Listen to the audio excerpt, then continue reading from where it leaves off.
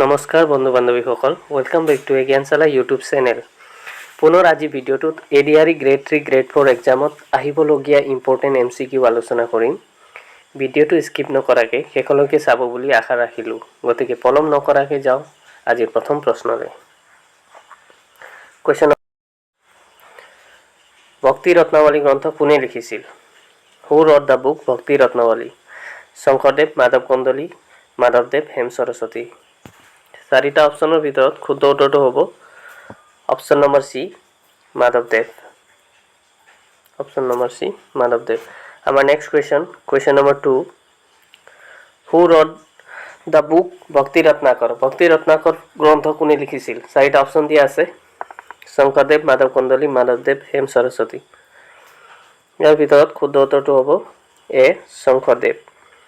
এটা কথা মন কৰিব, ভক্তি ৰত্নাকৰ কৰ আছে ন, তেনেকৈ শংকৰ কৰ মিলিছে ভক্তি ৰত্নাকৰ কোনে লিখিছিল? শংকৰদেৱ, শংকৰ।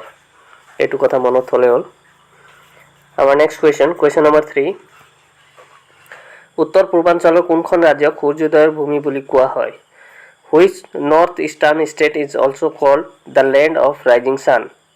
চাৰিটা অপশ্যন দিয়া আছে: অপশ্যন আসাম, মণিপুৰ, অৰুণাচল প্ৰদেশ এণ্ড ত্ৰিপুৰা। অপশ্যনৰ ভিতৰত শুদ্ধ উত্তৰটো হ'ব option number C, Arunachal Pradesh. আমাৰ নেক্সট কুৱেশ্যন নম্বৰ 4, মানস নদী ব্ৰহ্মপুত্ৰ নদীৰ লগত সংযোগ হোৱা ঠাইৰ নাম কি? Name of the place where the Manas river join the Brahmaputra river.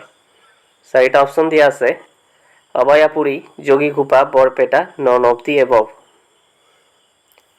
ইয়াৰ ভিতৰত শুদ্ধ উত্তৰটো হ'ব অপশ্যন নম্বৰ বি, যোগীঘোপা।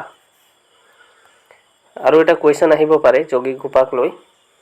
আমাৰ নৰনাৰায়ণ সেতুৱে কোন দুখন নগৰক সংযোগ কৰিছে? এটা যোগীঘোপা আৰু আন এটা কি? পঞ্চৰত্ন। এনেকৈও আহিব পাৰে। আৰু নৰনাৰায়ণ সেতুৱে কোন দুটা জিলাক সংযোগ কৰিছে? তেতিয়া হ'ব বঙাইগাঁও আৰু গোৱালপাৰা ডিষ্ট্ৰিক্ট। ঠিক আছে, যোগীঘোপা হ'ল বঙাইগাঁও আৰু পঞ্চৰত্ন হ'ল গোৱালপাৰা। আমাৰ নেক্সট কুৱেশ্যন নম্বৰ 5, কোন ঠাইত ফেলকন উৎসৱ পালন কৰা হয়? Falcon festival is celebrate in which place? চাৰিটা অপশ্যন দিয়া আছে। অপশ্যন ভিতৰত শুদ্ধ উত্তৰটো হ'ব option number B, Umrangso, Dima Hasao, Umrangso. আমাৰ next question number 6, discovery of Assam নামৰ গ্ৰন্থখন কোনে লিখিছিল? Who wrote the book discovery of Assam? চাৰিটা অপশ্যন দিয়া আছে: নলিনীবালা দেৱী, হোমেন বৰগোহাঁই, সতীশ চন্দ্ৰ কাকতি, ভৱেন্দ্ৰনাথ শইকীয়া। এই অপশ্যন ভিতৰত শুদ্ধ উত্তৰটো হ'ব সতীশ চন্দ্ৰ কাকতি। আমাৰ নেক্সট কুৱেশ্যন, ইয়াতে ডিস্কভাৰী অফ আছাম বুলি কোৱা কৈছে। ডিস্কভাৰী অফ ইণ্ডিয়া হ'লে কোনে লিখা হ'ব? মানে ডিস্কভাৰী অফ ইণ্ডিয়া কোনে লিখিছিল সেইটো কুৱেশ্যন আহিব পাৰে। সেইটো লিখিছিল জৱাহৰলাল নেহেৰু। ঠিক আছে। আমাৰ নেক্সট কুৱেশ্যন নম্বৰ 7, জাতিংগা হৈছে এক plateau mountain hill river. Jatinga কি হয় বুলি প্ৰশ্নটোত সুধিছে। ইয়াৰ ভিতৰত শুদ্ধ উত্তৰটো হ'ব অপশ্যন নম্বৰ ডি, ৰিভাৰ। আমাৰ নেক্সট কুৱেশ্যন নম্বৰ 8, তলৰ কোনটো অসমৰ লোকনৃত্য নহয়? Which of the following is not a folk dance of Assam? Bihu, Bagurumba, Bhortal আৰু সত্ৰীয়। এই চাৰিটাৰ ভিতৰত শুদ্ধ উত্তৰটো হ'ব option number D, Sattriya. Sattriya আমাৰ কি ডেন্স হয়? শাস্ত্ৰীয় নৃত্য। সংগীত নাটক একাডেমীৰ মতে ভাৰতত 8টা শাস্ত্ৰীয় নৃত্য আছে: Manipuri, Odissi, Mohiniyattam, Bharatanatyam, Kathak, Kathakali, Kuchipudi and Sattriya. লাষ্টত সত্ৰীয়।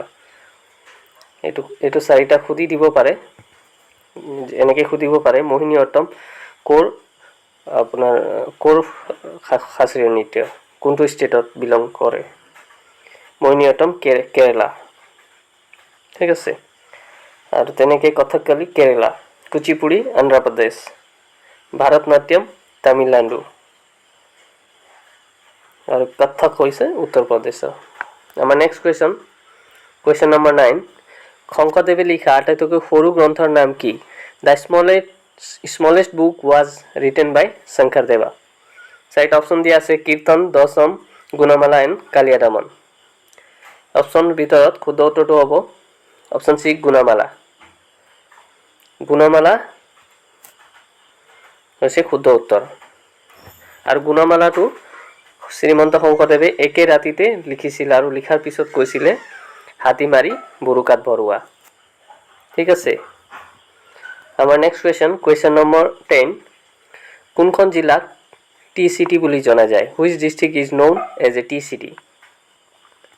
টি চিটি আৰু টি কেপিটেল দুটা বেলেগ বস্তু, দুটা বেলেগকৈ আহিব পাৰে। এতিয়া প্ৰথমে সুধিছে আমাক টি চিটি, কোনখন জিলাক টি চিটি বুলি জনা যায়?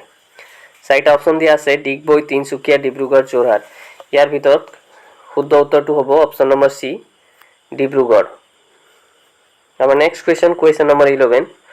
অসমৰ কোনখন জিলাক টি কেপিটেল অফ আছাম? ইয়াত টি কেপিটেল বুলি কৈছে, টি কেপিটেল অফ আছাম বুলি জনা যায়। Which district is known as a tea capital of Assam? চাৰিটা অপশ্যন দিয়া আছে Digboi, Tinsukia, Dibrugarh, Jorhat.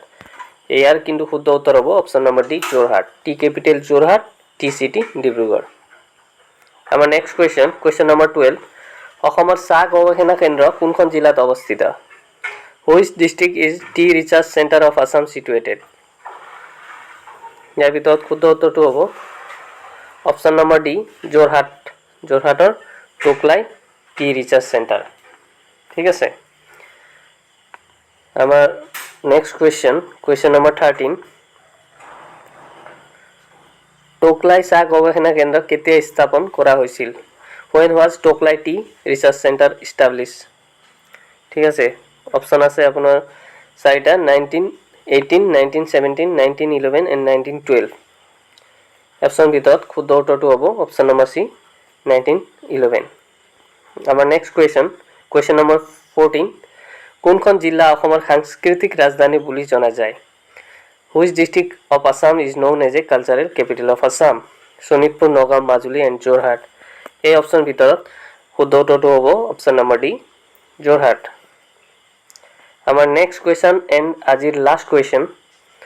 Which is the oldest oil refinery in India? ভাৰতৰ আটাইতকৈ পুৰণি তেল শোধনাগাৰ কোনটো? নুমলীগড়, বঙাইগাঁও, ডিগবৈ নে গুৱাহাটী? কোনটো হয়? 1901 চনত স্থাপিত হৈছিল, এইটো কথা মনত হ'ব। ইয়াৰ ভিতৰত শুদ্ধ উত্তৰটো হ'ব অপশ্যন নম্বৰ চি ডিগবৈ। ঠিক আছে। কিমান চনত স্থাপিত কুৱেশ্যন সুধিব পাৰে কেতিয়াবা, কিমান চনত ডিগবৈ অইল ৰিফাইনেৰী ইষ্টাব্লিছ হৈছিল বুলি? তেতিয়া এনচাৰ হ'ব 1901 চনত। ঠিক আছে বন্ধু বান্ধৱীসকল, ভিডিঅ'টো চাই ভাল লাগিলে লাইক, কমেণ্ট, শ্বেয়াৰ আৰু চেনেলটো ছাবস্ক্ৰাইব কৰিব নাপাহৰিব। ধন্যবাদ।